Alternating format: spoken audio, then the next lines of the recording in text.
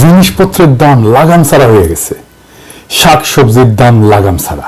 Professor ইউনূসের সরকারের কোনো whole নাই, মানুষের দুঃখ তাদের চোখে পড়ে না। মানুষ চাইতেছে জিনিসপত্রের দাম কমুক, চারিদিকে হাহাকার। সরকার বাজার ইন্সপেকশন করে, এটা করে দাম কমে, ওদের কোনো আইডিয়াই নাই জিনিসপত্রের দাম বাড়ে কিভাবে। আজকে আলাপ কিভাবে সবজির দাম নাগালের মধ্যে আনা যায়। এটাও হলো একটা রাজনৈতিক ইস্যু, তবে রাজনৈতিক দলের ক্ষমতা নিয়ে কামড়াকামড়ির ইস্যু না। এই আলাপের পরে বুঝবেন আমাদের রাষ্ট্র যারা চালায় তারা কতটা অপদার্থ, কতটা বুদ্ধিহীন, কতটা কর্মবিমুখ। যে সমস্যার সমাধানে সে নিজে তো কিছু করেই না, যারা সমাধানটা কইরা দিতে পারতো তাদেরও সাহায্য নেয় না। তা আমি ঠিক করছি যে পলিটিক্যাল ইস্যু নিয়ে এপিসোড বানানোর পাশাপাশি কিছু জাতীয় এরকম সমস্যা নিয়ে আলাপ করব, যেগুলো আমাদের নিজেদের জীবনে সরাসরি সমস্যা তৈরি করে। শুধু আলাপটা না, আমরা আলাপ করব কিভাবে এই সমস্যার সমাধান করা যায় সেটা নিয়েও। না, আমি মনে করি না যে প্রফেসর ইউনূসের সরকার সমস্যার সমাধান করে দিবে। প্রফেসর ইউনূসের সরকার আমি মনে করি এটা একটা অপদার্থ সরকার। এর উপদেষ্টা যেগুলো আছে কর্মবিমুখ, কোনো ক্রিয়েটিভিটি নাই, বেশিরভাগের বয়স 70-এর উপরে। অ্যাডাল্ট ডায়াপার পরে এদের এটা অ্যাডাল্ট ডায়াপার বিষয়ক উপদেষ্টা দরকার ছিল। যাই হোক, আমি আলাপটা করবো এই কারণেই যে বেশিরভাগ সমস্যার সৃজনশীল সমাধান আছে, এটা বোঝানোর জন্য। আর আমার হেটাররা বলে যে আমি নাকি ধ্বংস করতে পারি, গড়তে পারি না। ওদের মুখে যেন আবার জামা ঘষে দিতে পারেন, সেটাও একটা লক্ষ্য এই এপিসোড করার। প্রফেসর ইউনূসের সরকারের পরিকল্পনাগুলো ইমপ্লিমেন্ট করতে পারলে ভালো, আমি খুশি হব। কিন্তু এই পরিকল্পনা ইমপ্লিমেন্ট করা, বাস্তবায়ন করার জন্য প্রচুর উদ্যম, পরিশ্রম আর প্যাশন লাগবে, সেটা ওনাদের নাই। আসেন আজকের সমস্যা নিয়ে আলাপ করি। আলাপে ঢুকি আর কি, পণ্য পরিবহনের চাঁদাবাজি, যার জন্য 15 টাকার সিম 4 গুণ বেশি দামে 60 টাকায় বিক্রি হয়, সেটা কিভাবে কমায় আনা যায়। খুবই সলিড পরিকল্পনা, আপনারা নিজেরাও বুঝবেন যে হ্যাঁ আসলেই এভাবে কমানো সম্ভব। এই নিউজটা দেখেন কি বলতেছে, এডিটেশন দেখেন কি বলতেছে। সারা দেশে কৃষকের কাছ থেকে 15 টাকায় 1 কেজি সিম কেনা হয়, মানে কৃষক পায় 15 টাকা।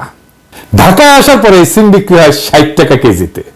নিত্য পণ্যের এই অযৌক্তিক অস্বাভাবিক দাম বাড়ার পেছনে রয়েছে সড়ক মহাসড়কে অনিয়ন্ত্রিত চাঁদাবাজ চক্র। এছাড়া এর জন্য সিন্ডিকেটের দৌরাত্ম্য দায়ী।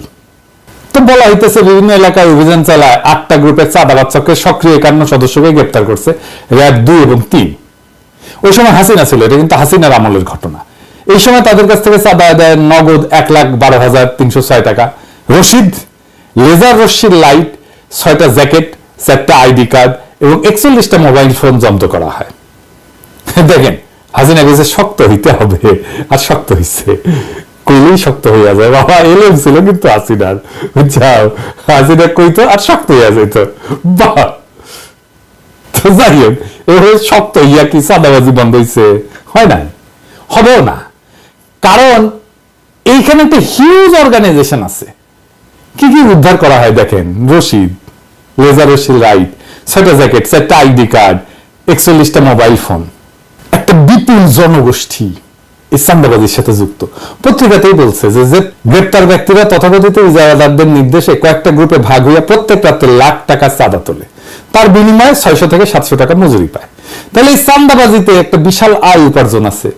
সেইটা আপনি শক্ত হইবেন, 2 দিন বন্ধ থাকবে, তারপর আবার শুরু হবে, সরাই দেবেন, আবার চালু হবে। এটা আপনি থামাইতে পারবেন না। এর তাহলে সমাধান কি? এর সমাধান আসলে কেউ করতে চায় নাই, তাই পারে নাই। ট্রেনে সবজি পরিবহন করবে, এটা পরিকল্পনা করেছিল প্রফেসর ইউনূসের সরকার। কেনকা দেখেন এদের মাথার মধ্যে যে কি আছে দেখা লাগবে আর কি। সবজি ট্রেনে প্রথম দিনে আয় হয়েছে 360 টাকা, লোকসান 9 লাখ টাকা। পরিকল্পনা করে, চিন্তা করেন কেনকা প্ল্যান করে এই বুড়া হাবড়া খাটাস গুলা, কেনকা প্ল্যান করে দেখেন। আগে আসেন দেখি, এই যে উত্তরবঙ্গের 15 টাকার সিম ঢাকায় কত দামে বিক্রি হওয়াটা ন্যায্য ছিল? উত্তরবঙ্গের একটা গ্রামে যদি সিমের দাম প্রত্যেক কেজি 15 টাকা হয়, তাহলে ঢাকায় ক্রেতার কাছে ন্যায্য মূল্যে বিক্রি করতে চাইলে কি কি খরচ বিবেচনা করতে? আমি খরচাগুলো নিয়েছি সরকারের ট্রেনের সবজি সরবরাহের খরচা থেকে। পরিবহন খরচ, প্রত্যেক কেজি সবজি পরিবহনে 1 টাকা 30 পয়সা। তবে মাঠ থেকে স্টেশন এবং স্টেশন থেকে বাজার পর্যন্ত অতিরিক্ত পরিবহন খরচ এবং কুলি খরচ পরিবহন ব্যয় প্রত্যেক কেজি 3 টাকা হইতে পারে। 2 নাম্বার, সংরক্ষণ প্যাকেজিং খরচ। সংরক্ষণ এবং প্যাকেজিং এর জন্য 1 টাকা খরচ হইতে পারে 1 কেজিতে। বাজারে নিয়ে আসছে, এটা নিয়ে আসার খরচ আছে, যদি দোকানে বেচে তাহলে দোকান ভাড়া, কর্মচারী বেতন, বিদ্যুৎ বিল, এগুলো বিবেচনা কেজি প্রতি 2 টাকা খরচ হইতে পারে। এই খরচগুলো যোগ করলে 15 সাথে 3, তার সাথে 1, তার সাথে 2 মিলে 21 টাকা। সাধারণত পাইকারি এবং খুচরা বিক্রেতারা মোট খরচের উপর একটা মুনাফা যোগ করে বিক্রি করে, তাই না? তো ধরা যাক মোট খরচের উপরে 20% মুনাফা যোগ করা হইল, তাইলে 4 টাকা 20 পয়সা হয় আর কি, 21 টাকার 20%। তাইলে ন্যায্য খুচরা মূল্য হবে 21 টাকা প্লাস 4 টাকা 20 পয়সা, মানে 25 টাকা 20 পয়সা। তার মানে ঢাকায় ক্রেতার কাছে সিমের ন্যায্য খুচরা মূল্য প্রত্যেক কেজি 25 থেকে 26 টাকার মধ্যে হওয়া উচিত। এটা যদি 30 টাকাও হয় তাও এখনকার অর্ধেক দামে নেমে আসে কিন্তু দাম। এখন এই যে চান্দাবাজের সিন্ডিকেট, সে আসলে 15 টাকার 1 কেজি সিমে 34 থেকে 35 টাকা চান্দা নিচ্ছে, বিনা শ্রমে বিপুল আয়। আপনি এটা মাইরা বন্ধ করতে পারবেন? পারবেন না। জেল নিয়ে বন্ধ করতে পারবেন? এত লোককে জেলে নেবেন কেমনে? জেলে নেবেন নতুন লোক এসে বসবে ওইখানে। এই টাকাই যায় পুলিশের কাছে, স্থানীয় রাজনৈতিক নেতার কাছে, র্যাবের কাছে, মস্তানের কাছে। এইটা একটা মাফিয়া সিন্ডিকেট। মাথায় রাখবেন, মাফিয়া সিন্ডিকেটের অপারেটিং কস্ট খুব হাই, এই জন্য নিষিদ্ধ মাদকের দাম বেশি হয়। তাহলে এর কোন সমাধান নাই? আছে, দারুণ সমাধান আছে। কি সেইটা? আসেন দেখি। আপনি হিউজ চাঁদা তোলা অর্গানাইজেশন ওন করেন সরকারিভাবে, এটা একটা রেগুলেশনের মধ্যে নিয়ে আসেন। এটা সরকারি ট্যাক্স কালেকশন অর্গানের মর্যাদা পেলে পুলিশকে, রাজনৈতিক নেতাকে, মস্তানকে চাঁদার ভাগ দিতে হবে না, সরকার রেভিনিউ পাবে, একটা শৃঙ্খলা আসবে। আইডিয়ালি শাকসবজির আভ্যন্তরীণ পরিবহনে ট্যাক্স দেওয়ার রীতি কোথাও নাই, কোনো দেশে নাই। কিন্তু কি করবেন, আমাদের দেশে একটা বিকট সিস্টেম দাঁড়ায় গেছে, আপনি ইনহেরিট করছেন। এটির একটা ইনোভেটিভ সলিউশনের মাধ্যমে তো রেগুলেশনের মধ্যে না আনলে আপনি তো এটা কোনোভাবে বন্ধ করতে পারবেন না, পারেন নাই, ইতিহাস সাক্ষী। তো কাজটা কিভাবে হবে আসেন সেটা একটু বুঝি। কারা কারা চাঁদা তোলে তাদের তালিকা পুলিশের কাছে অবশ্যই আছে, না থাকলে তালিকা করতে হবে, এদেরকে ডাকতে হবে, মানে নেতাদেরকে বলতে হবে ভয় নাই, ডর নাই, সরকার তোমাদেরকে সাহায্য করবে, এই কাজটাকে অফিসিয়াল করে দেবে, তোমরা সরকারি কাজের সহায়ক হিসেবে মর্যাদা পাবা, তোমাদের এই চাঁদা কালেক্ট করার সিস্টেম করে দেবো, ইলেকট্রনিক পেমেন্ট আর বারকোড প্রিন্টিং একই সাথে চলবে। পেমেন্ট নিবা, বারকোড দিয়ে সালার উপরে বসাই দিবা ধাম করে, পণ্যের ধরন আর ওজনের উপরে ট্যাক্স বা চাঁদা নেওয়া হবে। তারা ট্যাক্স কালেক্টরের পোশাক পরবে, যারা ট্যাক্স কালেক্ট করবে সরকারি পোশাক। চাঁদাবাজির সমস্যার প্রাতিষ্ঠানিক সমাধান হবে। এই সিস্টেমে ট্রাক বা গাড়ির রেজিস্ট্রেশন নাম্বারও স্ক্যান করা হবে, চালানের পরিমাণ অনুসারে একটা নির্দিষ্ট ফি নেওয়া হবে। পুরো প্রক্রিয়াটা ইলেকট্রনিক, স্বচ্ছ এবং ট্র্যাকেবল হবে। ইলেকট্রনিক রসিদ সিস্টেম যদি চালু হয় তাহলে অবৈধ চাঁদাবাজি এমনিতেই বন্ধ হয়ে যাবে। প্রাথমিকভাবে কয়েকটা গুরুত্বপূর্ণ রুটে, যেমন ধরেন উত্তরবঙ্গ থেকে ঢাকা বা চট্টগ্রাম, এই মডেল চালু করা যেতে পারে। পণ্য পরিবহনে কিউআর কোড বা বারকোড যুক্ত ট্যাক্স রসিদ ব্যবহার বাধ্যতামূলক করতে হবে। সরকারি ডাটা সিস্টেমে তাহলে প্রত্যেকটা পরিবহন এবং পণ্যের হিসাব স্বয়ংক্রিয়ভাবে অন্তর্ভুক্ত হয়ে যাবে। এই ডেটা ব্যবহার করে পণ্য সরবরাহের মানচিত্র তৈরি করা যাবে, যা বাজারের পর্যবেক্ষণ এবং পরিকল্পনায় সহায়ক হবে। এইভাবে যারা চাঁদা কালেক্ট করে, ওইখানে স্থানীয় রাজনৈতিক নেতা হোক বা এই জেলাদার হোক, যেই হোক, ট্রাক ড্রাইভার ইউনিয়ন হোক, বাজার সিন্ডিকেট হোক, তাদের সাথে চুক্তি করতে হবে। তাদেরকে সরকারি কর্মচারীর মতো দায়িত্ব দিয়ে স্বচ্ছতার মধ্যে আনতে হবে এবং এর মধ্যে দিয়ে একটা আধুনিক সাপ্লাই চেইন নেটওয়ার্ক তৈরি হবে। এবং যেখানে এই যে মধ্যস্থতাকারী, যেগুলো যারা মূল টাকাটা খেয়ে নেয়, তাদের সংখ্যা কমে যাবে। সরাসরি কৃষক থেকে ভোক্তার কাছে পণ্য পরিবহন হবে। এতে কি সুবিধা হবে? চাঁদাবাজি এবং অযৌক্তিক যে সিন্ডিকেট কার্যক্রম, এটা বন্ধ হবে। রাজস্বটা সরকার পাবে। 1 কেজি সিমে এমনকি 5 টাকাও যদি চাঁদা নেয় বা ট্যাক্স নেয়, তাও সিমের দাম অর্ধেকে নেমে আসবে, 30 টাকায় নেমে আসবে। সরকারি সার্ভিস হয়, এটার জন্য, এটা চালানোর জন্য পুলিশ, মস্তান, রাজনৈতিক নেতাদের চাঁদা দিতে হবে না, তাই অপারেশনের খরচা কমে যাবে। যারা চাঁদা তোলে তারা মর্যাদা পাবে, এই মর্যাদার জন্য তারা কিঞ্চিত কম মজুরিও নিতে পারে, তাদের জব সিকিউরিটি থাকবে। সরকার পণ্যের পরিমাণ জানবে, কত পরিমাণ পণ্য ঢুকতেছে, এটা ডেটা থেকে বিগ অ্যালগরিদম দিয়ে অ্যানালাইসিসের মাধ্যমে মার্কেটে কোন পণ্যের দাম কত হবে সেটাও জানাই দেওয়া যাবে কিছুদিন ডেটা পাওয়া গেলে।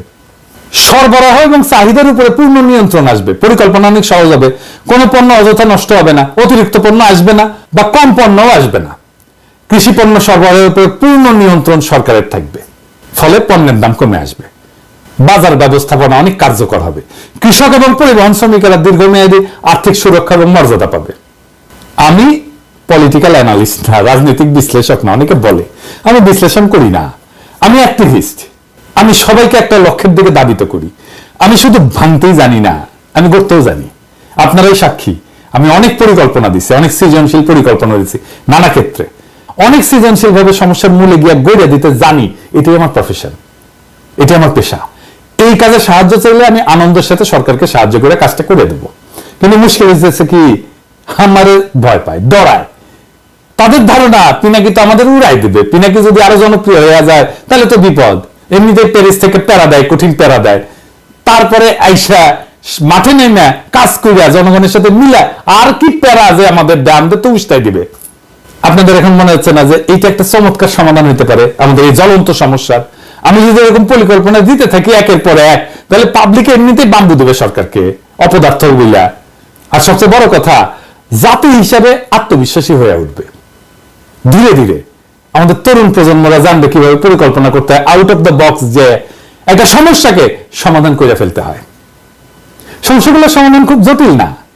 এরপরে দেখবেন নিজেরাই এইভাবে সৃজনশীল সমাধান খুঁজে পাবে বেশিরভাগ সমস্যা। সেই দিন বাংলাদেশের সাধারণ মানুষ নিজের হাতে নিজের নির্ভরতার চাবি নেবে। আর সেই দিন আমার ছুটি। সেদিন এই যে কোলাহল করি সারাদিন মান, কারো ধ্যান ভাঙিব না, নিশ্চল নিশ্চুপ আপনার মনে পুরিব একাকী গন্ধবিদুর ধূপ। আপনাদের সুখের সংসারে গ্যাঞ্জাম বাধাইতে আসবো না। আমাদের নাম দিয়েছে বিএনপির লোকেরা, আমি নাকি গ্যাঞ্জাম ভট্টাচার্য, আমি খালি গ্যাঞ্জাম করি। তবে আমি বাংলা এলিটদের কাছে মূর্তিমান আপদ হিসেবে বিবেচিত হইলেও বাংলাদেশের সাধারণ মানুষ আমার কথা মনে রাখবে অনেকদিন। ওইটাই আমার বিজয়, ওটাই বাংলাদেশের সাধারণ আম জনতার বিজয়, ওইটাই বাংলাদেশের দরিদ্র মানুষের বিজয়, যাদের বিজয় বাংলা এলিটেরা সিনাই নিছে বারে বারে। ওরা একদিন ঠিকই নিজের বিজয়কে নিজেই রক্ষা করতে পারবে। সেই দিন আমাদের মুক্তি। ইনকিলাব জিন্দাবাদ।